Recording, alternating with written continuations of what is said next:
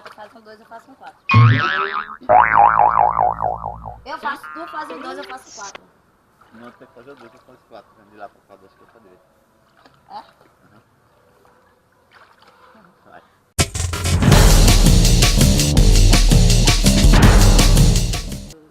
Fala galera, aqui é o casal 24 horas. Chegamos agora da nossa pedalada. Que foi fora de controle. Muito massa, deu pra esticar as pernas. Agora um pouquinho também, né? Daí a gente veio relaxar um pouquinho agora e até logo, né? Fica um pedacinho de como foi a nossa pedalada hoje. Beijo! Falou! Paramos para abastecer, porque o percurso ainda é grande. Vamos embora com Herbalife! A bunda não tá aguentando.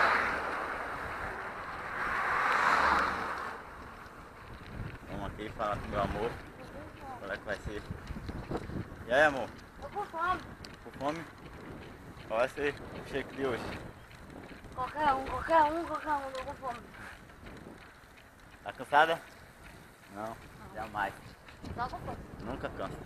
Só fome. Vamos até a Leão da Mirella.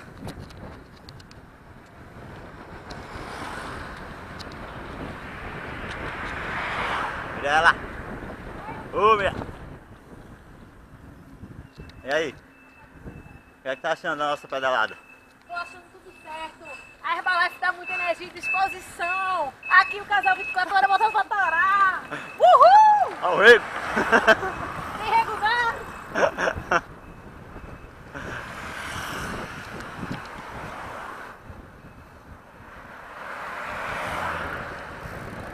Vamos A ver gente se já é uma foi, agora. a gente já voltou, a gente já foi, voltou e arrodeou.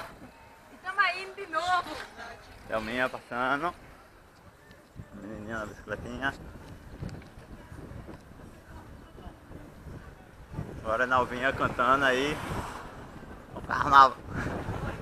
Ah, não. E aí, Nalva, o que é que tá achando da pedalada? Ótima, com o alimento que eu uso, né, Herbalife, tudo de bom. Tudo de bom. Então eu vou fazer a volta aqui. Vamos ver lá. Manhã. E aí, manhã? O que é que tá achando? Tô achando um espetáculo, meu filho. Herbalife dá energia demais. A gente fica querendo voar. Eita. É de boa. Não é Red Bull, mas fica querendo voar. Vamos nessa aí, é isso aí. Vamos continuar a nossa pedalada agora. Vamos embora! Pedala, bora, turma! Bora! E aí, pedalada show. Rumo a Pipux. E vamos aí.